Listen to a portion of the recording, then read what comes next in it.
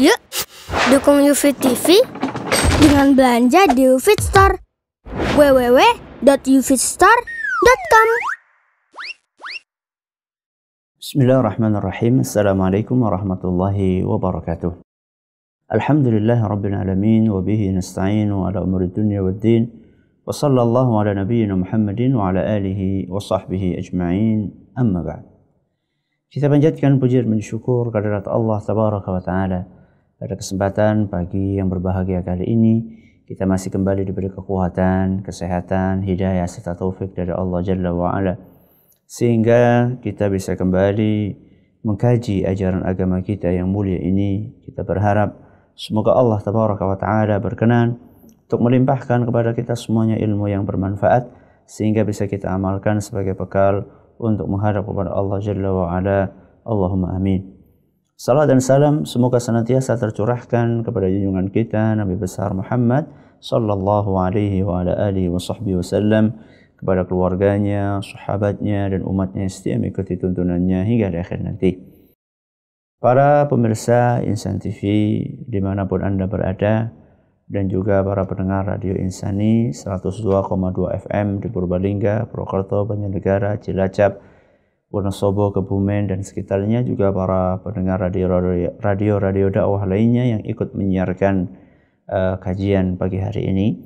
Alhamdulillah, pada pertemuan kali ini kita akan melanjutkan pembahasan tentang sholat lahir batin, yang kali ini memasuki melanjutkan tema yang lalu, yaitu doa setelah tasyahud bagian yang ketiga. Pada bagian yang pertama dan yang kedua kita telah menyampaikan sekitar 3 doa, ya, 3 doa yang diajarkan oleh Rasulullah sallallahu alaihi wasallam untuk dibaca setelah kita selesai membaca tasyahud. 3 doa itu yaitu Allahumma inni a'udzubika min adzabil qabri wa a'udzubika min fitnatil masiihid dajjal wa a'udzubika min fitnatil mahya wal mamat. Allahumma inni a'udzubika minal ma'thami wal maghram.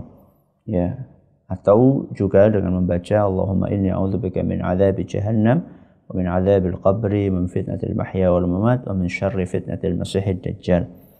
Kemudian yang kedua adalah doa Allahumma inni a'udzubika min syarri ma amiltu wa min syarri ma lam a'mal ba'du.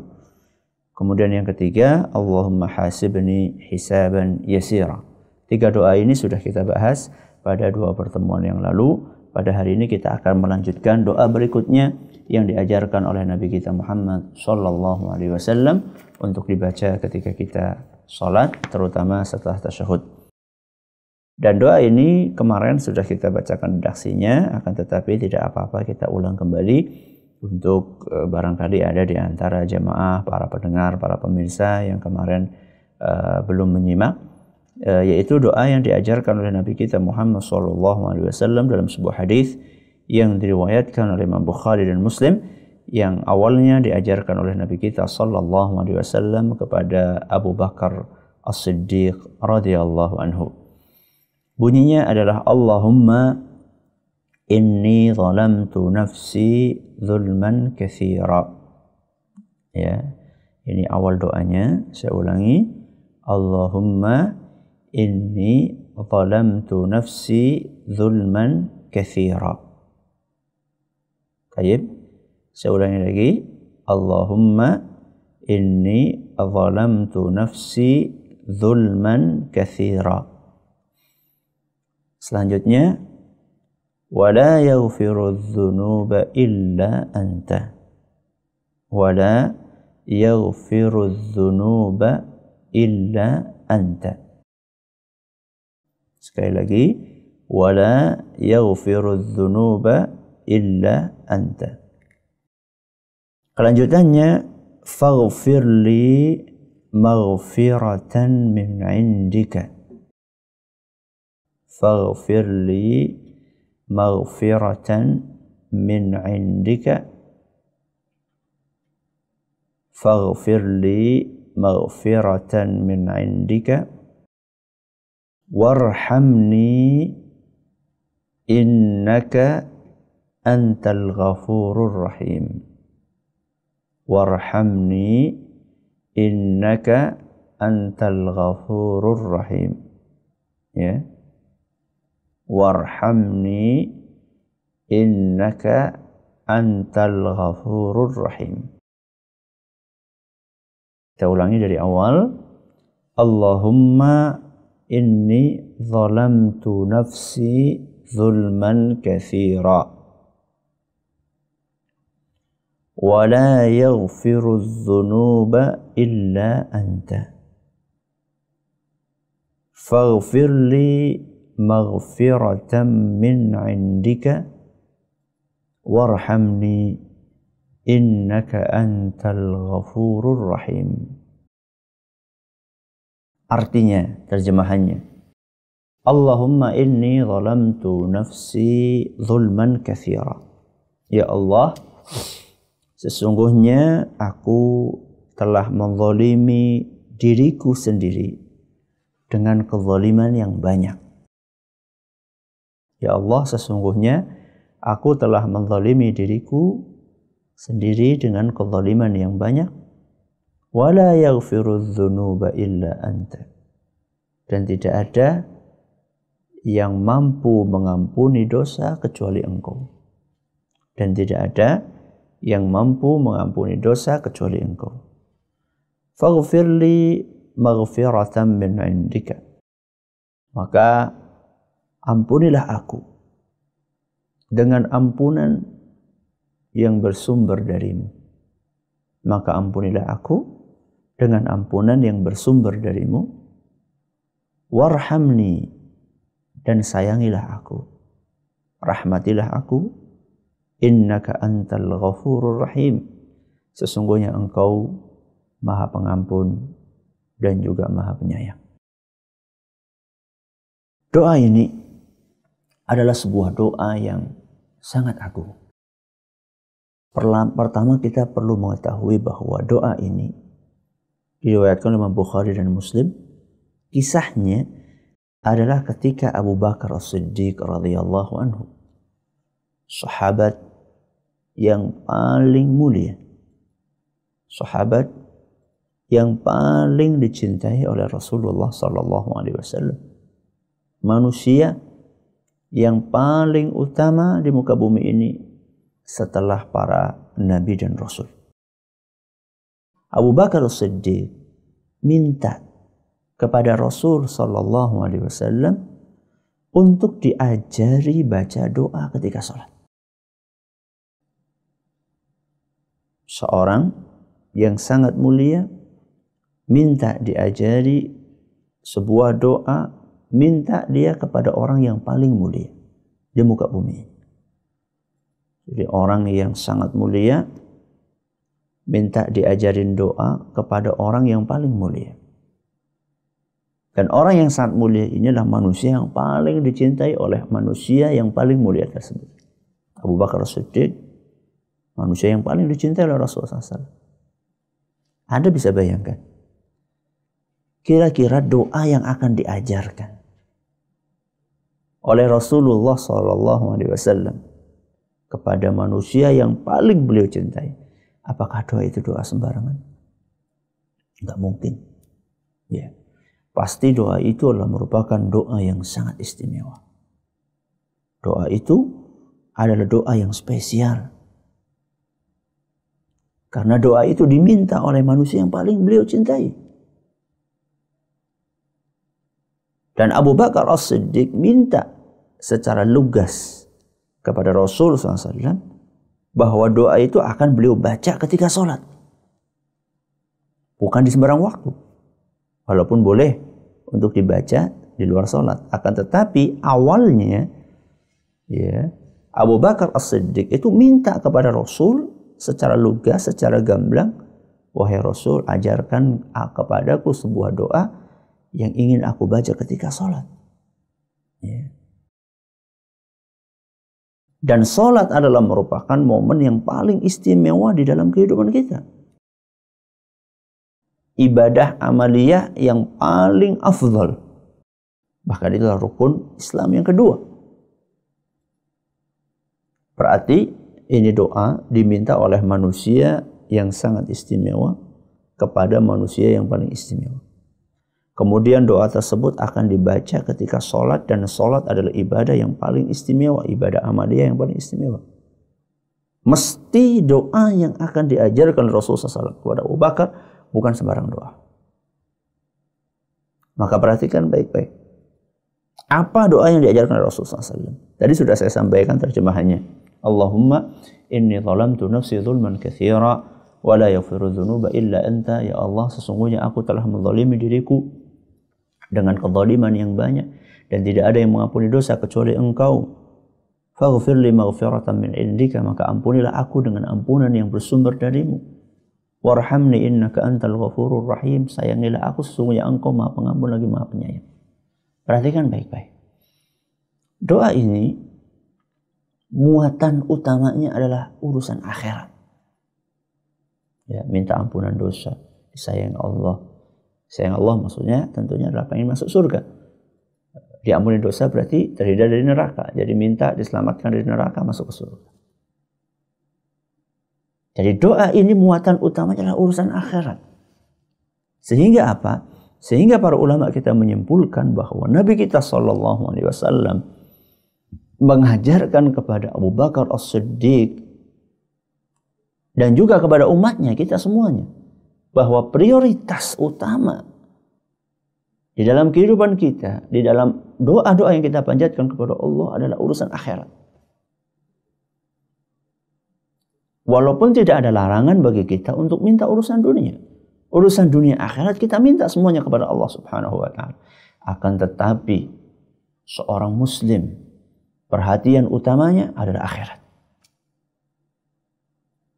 Maka kalau kita baca dalam Al-Quran, ya, Allah Subhanahu wa ta'ala berfirman, "Wabtaghi fima ataka Allahu daral akhirah wa la tansa nasibaka minad dunya."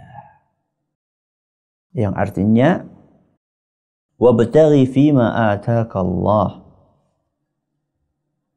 Jadikanlah seluruh karunia Allah yang Allah berikan kepadamu. Wabtaghi, jadikanlah seluruh karunia yang Allah berikan kepadamu sebagai jalan menuju ke akhirat.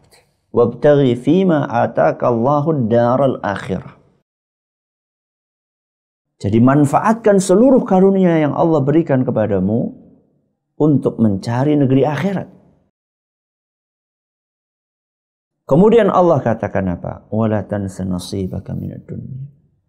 Tapi jangan lupa jatahmu di dunia.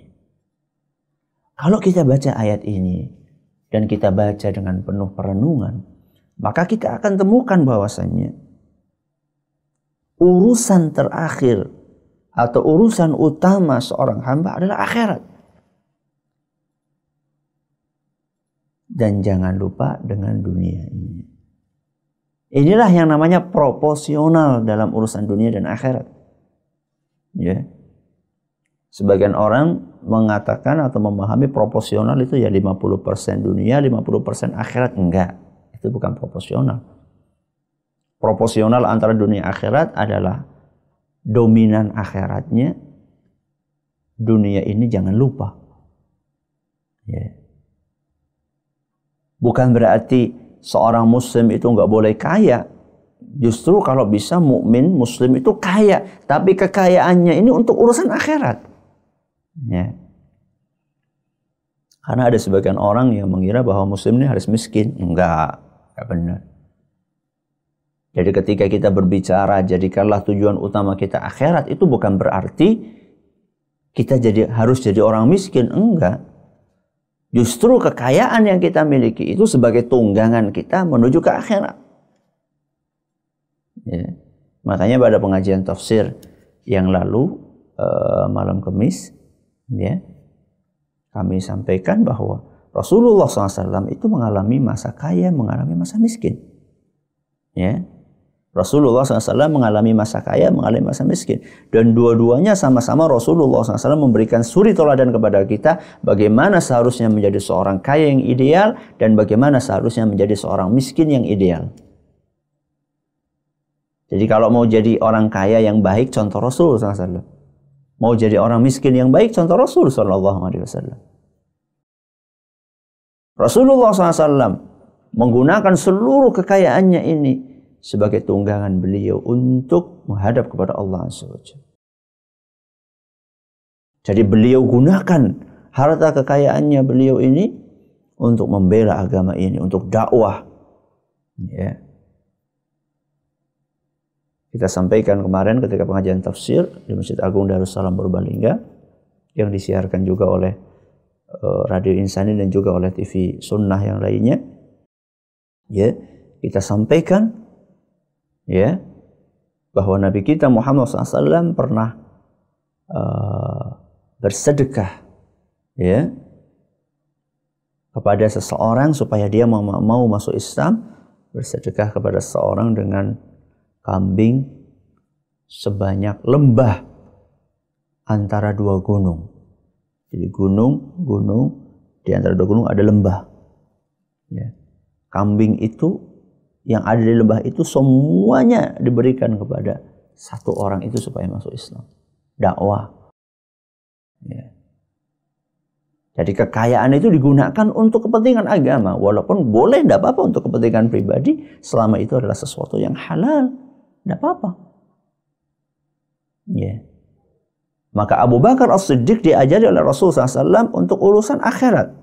Jadi ketika beliau minta kepada Rasul, ya Rasulullah, ajarkan kepada aku doa yang bisa aku baca di dalam sholatku, maka yang diajarkan sama Rasul urusan akhirat. Bukan berarti nggak boleh minta urusan dunia, akan tetapi itu menunjukkan bahwa prioritas utama orang-orang saleh, para kekasih Allah Subhanahu wa Ta'ala adalah akhirat. Makanya beliau katakan, Allahumma inni zalamtu nafsi zulman katsira. Ya Allah, sesungguhnya aku telah menzalimi diriku dengan kezaliman yang banyak. Apa itu kezaliman?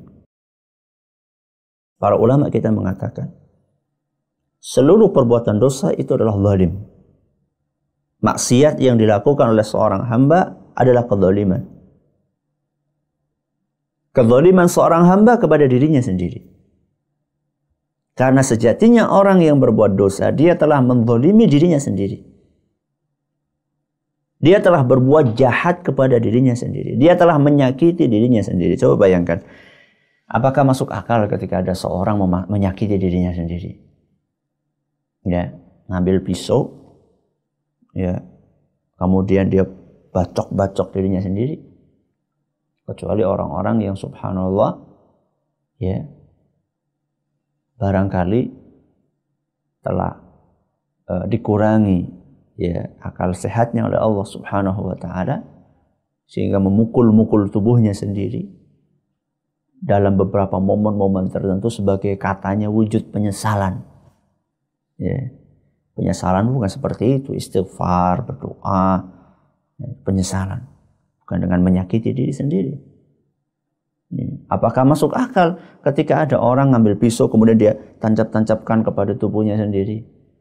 Atau nggak usah pisau lah, katakanlah ngambil cutter kemudian dia sayat-sayatkan, dia sakiti. Itulah kira-kira orang yang melakukan perbuatan dosa. Orang yang melakukan perbuatan dosa dan maksiat, dia sebenarnya telah menzalimi dirinya sendiri. Kenapa? Karena sungguh dengan perbuatan maksiat yang dia lakukan itu, maka dia telah berpeluang besar untuk terancam dengan siksaan neraka. Jadi akhirat, di dunianya dia akan membuat hatinya merana, akan membuat hatinya tidak tenang dengan perbuatan maksiat yang dia lakukan. Dengan perbuatan maksiat yang dia lakukan, dia akan merasa gundah gulana. Dan kegundah gulanaan itu dia bikin sendiri. Karena dia telah berbuat maksiat yang banyak. Maka di sini kalau kita tafsirkan secara gamblang, Allahumma inni zalamtu nafsi zulman katsira, maka kita katakan, ya Allah, sesungguhnya dosaku sudah banyak. Kira-kira seperti itu. Nah, aku telah menzalimi diriku dengan dosa-dosa. Dan kezaliman itu berkelas-kelas. Ya, dosa itu berkelas-kelas. Yang paling parah, dosa yang paling berat adalah perbuatan syirik. Ya. Jadi kezaliman yang paling zalim itulah perbuatan syirik. Makanya Luqman Al-Hakim menasihati putranya yang sangat beliau cintai, ya bunayya la tusyrik billah, wahai anakku, janganlah engkau mempersekutukan Allah, janganlah engkau berbuat syirik. Inna syirka la zulmun azim, sesungguhnya perbuatan syirik adalah kezaliman yang sangat besar. Jadi kezaliman yang paling besar adalah syirik, kemudian dosa-dosa besar yang lainnya, kemudian baru dosa-dosa kecil. Allahumma inni zalamtu nafsi zulman katsira. Ya Allah, aku telah menzalimi diriku dengan kezaliman yang banyak. Aku telah banyak dosa yang aku lakukan, ya Allah. Dan ini kata para ulama adalah salah satu cara ya untuk menunjukkan kerendahan diri di dalam berdoa. Ya, penghinaan diri kepada Allah di hadapan Allah Subhanahu wa taala. Dan itu salah satu pemicu dikabulkannya sebuah doa. Ketika seorang hamba merendahkan dirinya di hadapan Allah. At-tadhallul, ya, penghinaan diri, penghibaan diri, perendahan diri di hadapan Allah. Ya Allah, aku adalah hamba-Mu yang berlumuran dosa. Ya. Aku sudah tenggelam di dalam lumpur dosa. Dosaku sudah sangat banyak, ya Allah. Ya. Ketika orang mengaku bersalah, dia akan merendah. Berbeda dengan orang yang merasa tidak bersalah. Dia akan dengan kepala yang tegak, ya, dengan dada yang membusung, dia merasa aku tidak salah. Ya, orang yang seperti ini, maka permintaannya tidak akan menghibah, tidak akan merintih, tidak akan memohon. Ya. Tapi kita sebagai manusia di hadapan Allah Subhanahu wa taala, kita harus merendah. Kenapa? Karena Allah Maha Tinggi dan kita sangat rendah. Ya. Makanya kita diajarin sama Rasulullah SAW untuk mengawali doa kita dengan tawassul, pengakuan tentang dosa-dosa yang sangat banyak. Allahumma inni zalamtu nafsi zulman katsir. Pengakuan tentang kerendahan hamba. Setelah itu dilanjutkan wala yaghfiru dzunuba illa anta. Dan tidak ada yang bisa mengampuni dosa kecuali Engkau. Dan ini pengakuan tentang kesempurnaan Allah. Kalau tadi pengakuan tentang kerendahan, kekurangan diri, maka wasilah berikutnya di dalam doa adalah pengakuan tentang kesempurnaan Allah. Jadi ada dua wasilah sekurang-kurangnya di sini. Ada dua perantara di dalam seorang hamba berdoa. Yang pertama adalah wasilah atau perantara berupa pengakuan, ya, seorang hamba akan kelemahannya, akan kekotoran dirinya, akan kerendahannya, ya, akan kehinaannya di hadapan Allah. Wasilah yang pertama. Kemudian wasilah yang kedua adalah pengakuan tentang keagungan dan kesempurnaan Allah Subhanahu wa taala. Ya. Wala yaghfiru dzunuba illa anta. Dan tidak ada yang bisa mengampuni dosa kecuali Engkau, ya Allah. Engkaulah satu-satunya zat yang sempurna yang bisa mengampuni dosa-dosa hamba-Mu. Wala yaghfiru dzunuba illa anta. Dan tidak ada yang mengampuni dosa kecuali Engkau, ya Allah. Setelah melalui dua wasilah ini, setelah bertawassul dengan dua hal ini, tawassul yang disyariatkan di dalam Islam, ya, maka baru kemudian kita berdoa kepada Allah. Jadi doa itu etikanya diawali dengan muqaddimah, Ya, dengan pendahuluan. Jadi kalau orang mau berdoa itu dikasih pendahuluan, itu etika. Ya, yang diajarkan oleh Allah dalam Al-Quran, oleh Rasulullah SAW dalam hadis-hadisnya. Jadi kalau kita mau berdoa itu enggak ujuk-ujuk langsung, ya Allah aku minta duit. Enggak. Ya. Jadi diawali dengan pujian kepada Allah. Ya, etika. Manusia saja ketika mau minta sama orang lain pakai etika. Ya. Orang miskin butuh mau ngutang atau minta sumbangan sama orang kaya pakai etika. Mukaddimah dulu. Masya Allah Bapak ini dermawan. Ya, sudah terkenal kemana-mana kedermawanan Bapak. Ya, udah banyak orang yang Masya Allah dibantu oleh Bapak. Ya, setelah panjang lebar, baru kemudian ke inti permasalahan. Gini Pak ceritanya Pak. Jadi saya ini mohon maaf sedang butuh sekali bantuan. Nah, orang yang seperti ini nih, ya, dia peluang untuk dikasihnya itu lebih besar daripada orang yang datang, tok tok tok, assalamualaikum, waalaikumsalam, siapa ya, fulan, ada apa, mau minjem duit, kayak gitu. Ini orang minta sama Allah Subhanahu Wa Taala, tahu-tahu langsung, ya Allah, aku butuh anu. Pakai etika.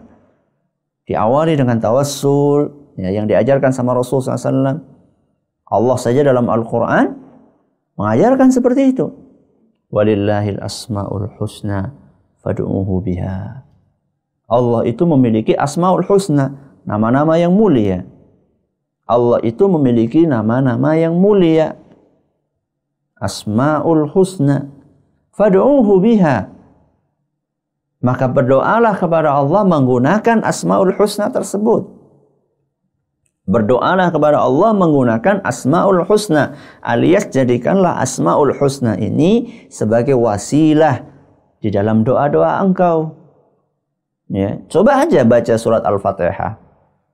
Nah, sebelum sampai ayat ihdinas siratal mustaqim, tunjukkanlah kepada kami jalan yang lurus, itu kan doa. Sebelum itu ada mukaddimahnya. Alhamdulillahi rabbil alamin. Ar-Rahmanir Rahim. Maliki yaumiddin. Iyyaka na'budu wa iyyaka nasta'in. Baru apa? Ihdinas siratal mustaqim. Ya. Setelah memuji Allah, Alhamdulillah rabbil alamin, Ar-Rahmanir Rahim. Engkau Maha Pengasih, Maha Penyayang. Maliki yaumiddin. Engkau lah penguasa. Ya, hari kiamat. Iyyaka na'budu wa iyyaka nasta'in, hanya kepadamu kami beribadah, hanya kepadamu kami minta tolong. Setelah melakukan mukaddimah ini baru berdoa, ihdinas siratal mustaqim. Ya Allah, tunjukkanlah kepadaku jalan yang lurus. Ini etika. Jadi berdoa itu ada etikanya. Di antaranya adalah doa yang diajarkan Rasul kepada SAW, kepada Abu Bakar As-Siddiq radhiyallahu anhu. Jadi sebelum kita mengatakan faghfirli, ampunilah aku, kita awali terlebih dahulu dengan pengakuan akan kerendahan diri dan pengakuan akan kesempurnaan Allah. Baru kemudian berdoa faghfirli, ya Allah ampunilah aku. Maghfiratan, dengan ampunan min indika, yang bersumber darimu. Emang kenapa Ustaz perlu ditambahi kata-kata min indika? Ya, ampunan yang bersumber darimu. Buat apa ditambahi kalimat ini? Para ulama kita menjelaskan bahwa fungsi dari kalimat min indika, ya, fungsi dari kalimat min indika adalah, ya Allah, Engkau ampuni aku dengan belas kasihan darimu. Walaupun aku ini tidak pantas untuk mendapatkan ampunan. Jadi ampunan itu semata-mata belas kasihan darimu. Bukan karena aku ini pantas. Bukan karena aku ini layak.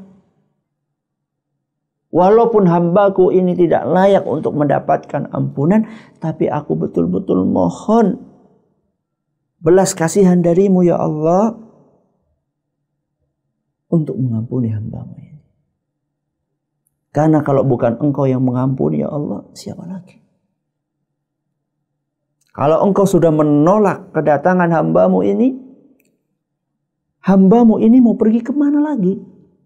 Mau minta ke siapa lagi? Kalau bukan minta kepadamu ya Allah. Ya.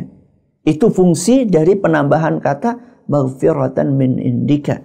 Ampunilah aku dengan ampunan yang bersumber darimu.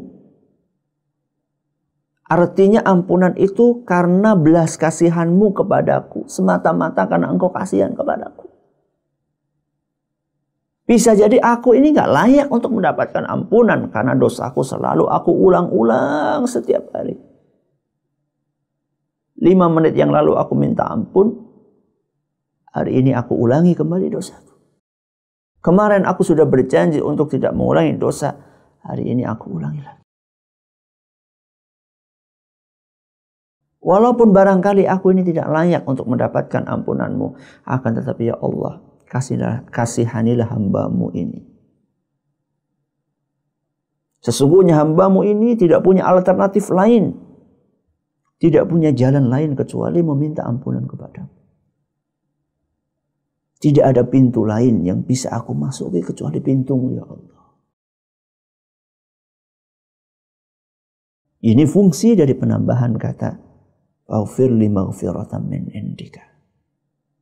Ampunilah aku dengan ampunan yang bersumber darimu. Kemudian setelah itu kelanjutannya warhamni. Sayangilah aku. Rahmatilah aku ya Allah. Kata para ulama di sini, setelah kita minta ampunan, kita minta rahmat dan kasih sayang. Ya. Setelah kita minta ampunan dari dosa. Kalau orang diampuni dari dosa, dia akan dihindarkan dari neraka. Dengan izin Allah subhanahu wa ta'ala. Kemudian setelah itu gak cukup, kita juga minta kasih sayang Allah. Yakni masukkan kami ke surga. 2 permintaan utama seorang hamba adalah dihindarkan dari neraka dan dimasukkan ke surga. Itulah cita-cita tertinggi seorang hamba. Dan itulah kesuksesan yang utama dan kesuksesan yang paling tinggi. Allah berfirman di dalam Al-Quran, "Faman zuhziha 'anil nar wa udkhilal jannah." Barang siapa yang diselamatkan dari neraka, wa udkhilal jannah, dan masukkan ke surga, faqad faz. Sungguh dia telah sukses. Sungguh dia telah beruntung. Wa mal hayatud dunya illa mata'ul ghurur. Dunia itu tidak lain hanyalah sesuatu yang menipu. Jadi kesuksesan Anda, wahai para pendengar, para pemirsa, kaum muslimin, kaum muslimat dimanapun Anda berada. Kesuksesan Anda itu bukan diukur sejauh mana Anda menduduki posisi di perusahaan. Seluas apa tanah yang Anda miliki. Semewah apa mobil yang Anda tunggangi. Selengkap apa fasilitas yang ada di rumah Anda. Kesuksesan itu bukan diukur dari situ. Kesuksesan itu adalah diukur ketika kita bisa selamat dari api neraka dan bisa masuk surga. Itulah kesuksesan yang hakiki. Anda berbintang 4 sebagai seorang jenderal. Tidak akan ada gunanya kalau Anda tidak bisa masuk surga. Anda seorang rektor di sebuah perguruan tinggi yang membawahi sekian puluh ribu mahasiswa. Anda belum sukses kalau belum bisa masuk surga dan selamat dari api neraka. Anda seorang bos di sebuah perusahaan yang anak perusahaannya ratusan perusahaan, karyawannya ratusan ribu. Anda belum sukses kalau Anda belum selamat dari api neraka. Anda seorang kiai, seorang ustadz yang jamaahnya jutaan, dikagumi oleh jutaan manusia. Anda belum sukses kalau Anda belum bisa masuk surga dan selamat dari api neraka. Kesuksesan yang paling tinggi adalah ketika kita bisa selamat dari api neraka dan sukses bisa masuk ke dalam surga. Semoga kita termasuk orang-orang yang sukses. Kemudian doa tersebut ditutup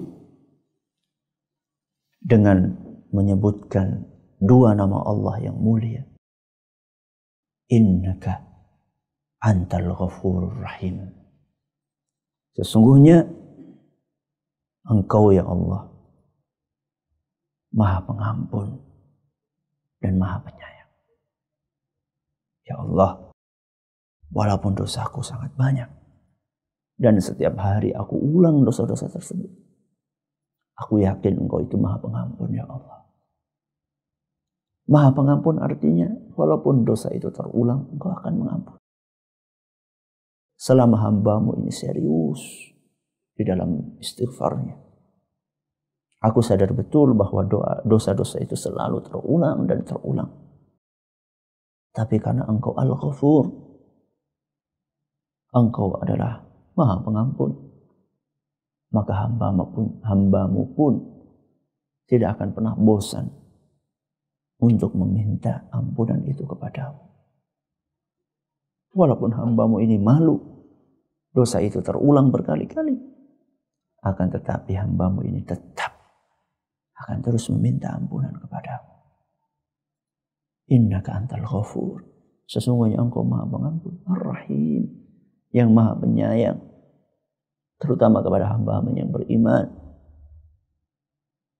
Ya, inilah doa yang diajarkan oleh Nabi kita Muhammad SAW kepada Abu Bakar As-Siddiq, orang yang keimanannya sangat tinggi. Itu pun suruh minta ampun kepada Allah. Dan ini mengajarkan kepada kita bahwa setekun apapun ibadah yang kita lakukan, sebanyak apapun amalan yang sudah kita kerjakan, berapa kali pun kita berhaji, sebesar apapun infak yang kita keluarkan, kita tetap harus minta ampun kepada Allah. Salat kita tidak sekhusyuk Abu Bakar. Sedekah kita tidak seikhlas Abu Bakar. Kecintaan kita kepada Rasul tidak setinggi Abu Bakar. Tapi Abu Bakar disuruh oleh Rasul untuk minta ampun kepada Allah. Apalagi kita. Maka jangan sampai ibadah yang kita lakukan ini membuat kita sombong, membuat kita angkuh, membuat kita merasa lebih tinggi dibandingkan orang lain. Tetaplah rendah di hadapan Allah. Karena kita diajarkan untuk senantiasa merendah di hadapan Allah. Karena kita abdun, kita hamba. Dan hamba itu harus selalu merendah di hadapan Tuannya, yaitu Allah Subhanahu wa Ta'ala. Kita akan lanjutkan insya Allah doa yang lainnya pada pertemuan yang akan datang. Semoga bermanfaat. Silahkan kalau ada pertanyaan yang masuk bisa disampaikan. Wallahu a'lam bishawab. Ya, terima kasih Ustaz atas penyampaian materi di kesempatan hari ini dengan doa setelah tasyahud akhir bagian yang ketiga. Semoga kita semua diberi pemahaman di kesempatan pagi hari ini untuk bisa mengamalkan dari doa-doa yang telah antum sampaikan. Semoga kita juga diberi kemudahan untuk senantiasa mengamalkannya. Baiklah pemirsa Insan TV dan juga keluarga Insani dimanapun Anda berada, dan juga pendengar radio dakwah lainnya yang mengikuti, silakan bagi Anda yang bertanya bisa diajukan di nomor 085 600 1880 untuk pendengar radio Insani, dan untuk pemirsa Insan TV bisa melihat di layar televisi Anda.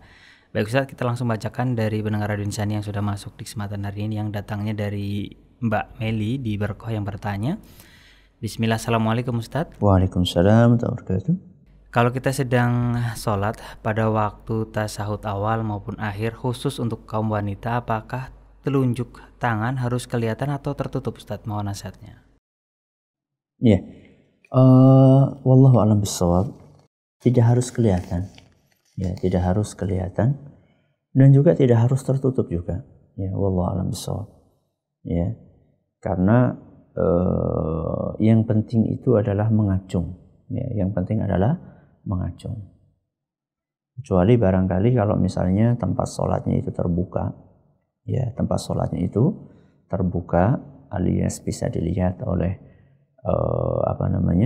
oleh laki-laki yang non mahram. Dan menurut sebagian ulama termasuk telapak tangan dan juga jari-jari itu adalah aurat, maka harus ditutupi. Nah, dalam kondisi seperti itu maka Anda bisa mengacungkan jari telunjuk di dalam rukuh Anda. Itu kalau Anda meyakini bahwa itu aurat. Kalau seandainya Anda meyakini bahwa itu bukan aurat dan itulah pendapat sebagian ulama, maka tidak apa-apa terlihat jari Anda ketika mengacungkan tersebut. Wallahu a'lam bishawab. Ya. Nah, terima kasih Ustaz atas nasihatnya. Kita lanjut pertanyaan berikutnya dari saudara Rizal di Singkawang yang bertanya. Assalamualaikum Ustaz. Waalaikumsalam warahmatullahi wabarakatuh. Mohon pencerahannya Ustaz, apakah benar dalam sholat berjamaah jika seorang makmum mendahului imam atau bersamaan gerakannya dengan imam, dia telah melakukan dosa besar? Syukron jazakallahu khairan atas nasihatnya Ustaz.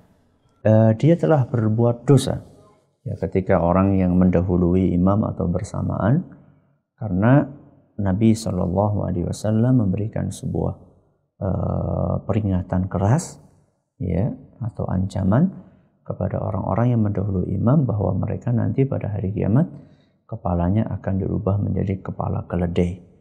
Ya, kepalanya akan dirubah menjadi kepala keledai, dan ini menunjukkan bahwa itulah sebuah perbuatan dosa yang harus dihindari. Maka dari itu kami nasihatkan kepada diri kami pribadi dan kaum muslimin, berusahalah untuk tidak mendahului atau membarengi imam di dalam gerakan-gerakannya. Wallahu a'lam. Iya, terima kasih Ustaz atas nasihatnya. Kita beralih dari pemirsa Insan TV yang di kesempatan hari ini telah mengajukan pertanyaan yang datangnya dari saudara Dedi di Parongpong. Bismillah, Assalamualaikum Ustaz. Waalaikumsalam warahmatullahi wabarakatuh. Ana mau bertanya, setelah tasawuf akhir, qadarullah tidak bisa terlewat dari membaca doa. Bagaimana Ustaz dengan sholatnya? Tidak ada masalah. Ya, ketika seorang terlewat dari membaca doa-doa yang tadi saya bacakan, tidak ada masalah, tidak ada konsekuensi apa-apa, karena insya Allah menurut mayoritas ulama doa-doa tadi adalah sunnah. Ya, ada sebagian ulama mengatakan yang ta'awud dari 4 hal itu adalah wajib. Akan tapi wallahu a'lam bishawab, nampaknya pendapat jumhur atau mayoritas ulama itu barangkali lebih kuat. Jadi doa-doa yang tadi yang saya bacakan, yang saya sampaikan itu adalah sunnah hukumnya, sehingga ketika terlewat maka tidak akan mempengaruhi keabsahan sholat seorang hamba. Wallahu a'lam bishawab. Ya, terima kasih Ustaz atas nasihatnya. Kita beralih ke pertanyaan berikutnya dari saudara kita Ramlan di Cirebon yang bertanya. Assalamualaikum Ustaz. Waalaikumsalam. Ingin bertanya Ustaz, ketika kita tasawuf awal, doa apa yang Ustaz yang menurut perintah Nabi SAW harus dibaca? Kemudian, dan apa hukumnya menggerakkan jari ketika tasawuf akhir? Mohon dijelaskan Ustaz. Ya. Pertama, doa apa yang dibaca di tasyahud awal? Tasyahud, ya tahiyat. Tahiyatul mubarakatus salawatut thayyibatu lillah, ya, sampai akhir, atau at-tahiyatul mubarakatus salawatut thayyibat. Itu yang dibaca setelah di dalam tasyahud awal. Adapun apakah perlu ditambah dengan doa-doa yang lainnya? Ada sebagian ulama mengatakan boleh ditambah. Ya, ada sebagian ulama mengatakan boleh ditambah. Jadi doa-doa yang tadi saya bacakan itu menurut sebagian ulama ya, itu juga bisa dibaca setelah tasyahud awal. Ya, wallahu a'lam bishawab. Seandainya Anda tidak terlalu yakin dengan pendapat itu, maka silahkan dibaca di tahiyat akhir, ya, setelah tahiyat akhir. Sedangkan tahiyat awal itu cukup dengan membaca tahiyat saja, tasyahud saja. Bahkan menurut sebagian ulama tidak ditambahi sholawat pun tidak ada masalah, ya. Sehingga kalau memang Anda merasa kurang yakin, maka silahkan dibaca doa-doa yang tadi kami bawakan di tahiyat akhir saja. Kemudian apa hukumnya menggerak-gerakkan jari telunjuk ketika tahiyat akhir? Pertama perlu saya sampaikan bahwa menggerakkan jari telunjuk itu menurut sebagian ulama sunnah, baik di tahiyat awal maupun di tahiyat akhir atau tahiyat tsani. Ya. Jadi yang namanya menggerak-gerakkan jari itu disunnahkan baik di tahiyat awal maupun tahiyat akhir menurut sebagian ulama, dan dalil mereka juga kuat. Walaupun ada sebagian ulama juga mengatakan tidak perlu digerakkan, cukup diacungkan saja. Dua pendapat yang sama-sama kuat dan sama-sama punya dalil. Wallahu a'lam bishawab.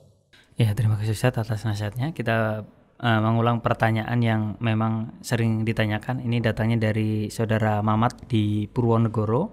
Ini mungkin juga kami sarikan dari beberapa pertanyaan dari pemirsa Ansan TV.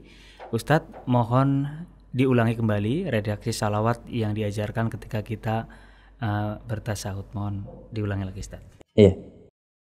Di antara redaksi salawat, jadi redaksi salawatnya banyak, ya. Redaksi salawat ada beberapa yang sudah kami sampaikan, tapi yang paling masyhur adalah apa yang akan saya bacakan saat ini, yaitu Allahumma sholli ala Muhammad wa ala ali Muhammad kama shallaita ala Ibrahim wa ala ali Ibrahim innaka Hamidum Majid. Allahumma barik ala Muhammad wa ala ali Muhammad kama barakta ala Ibrahim wa ala ali Ibrahim innaka Hamidum Majid. Ini yang paling sering atau paling masyhur dibaca, ya. Allahumma salli ala Muhammad wa ala ali Muhammad kama sallaita ala Ibrahim wa ala ali Ibrahim innaka Hamidum Majid. Allahumma barik ala Muhammad wa ala ali Muhammad kama barakta ala Ibrahim wa ala ali Ibrahim innaka Hamidum Majid. Dan masih ada bacaan-bacaan sholawat yang lainnya. Anda bisa melihat kembali kajian-kajian yang telah lampau. Pertanyaan terakhir mungkin. Ya, terima kasih Ustaz. Pertanyaan terakhir kami ambil dari pemirsa Ansan TV. Ini mungkin juga pertanyaan yang sering diajukan. Bismillah, assalamualaikum Ustaz. Waalaikumsalam warahmatullahi wabarakatuh. Ustaz, doa yang sahih saat tasyahud akhir itu apa? Dan bolehkah kita berlama-lama di tasyahud akhir untuk berdoa? Apakah doa tasyahud akhir merupakan waktu yang terbaik untuk berdoa? Mohon nasihatnya Ustaz. Doa-doa tasyahud akhir bagaimana? Tadi sudah saya bawakan beberapanya. Nanti kita akan lanjutkan pada pertemuan yang akan datang. Apakah boleh berlama-lama? Boleh, tidak apa-apa. Ya, cuman posisi kita kalau sebagai imam kita harus memperhatikan makmum. Kalau kita menjadi makmum maka kita harus mengikuti imam. Jadi kalaupun kita mau berlama-lama sebagai seorang imam dan makmum, kita terikat dengan makmum atau imam kita. Tapi kalau kita mau sholat sendirian, Anda mau berlama-lama, tidak apa-apa. Apakah waktu itulah waktu yang paling baik untuk berdoa? Waktu yang baik. Ya, salah satu waktu yang mustajab.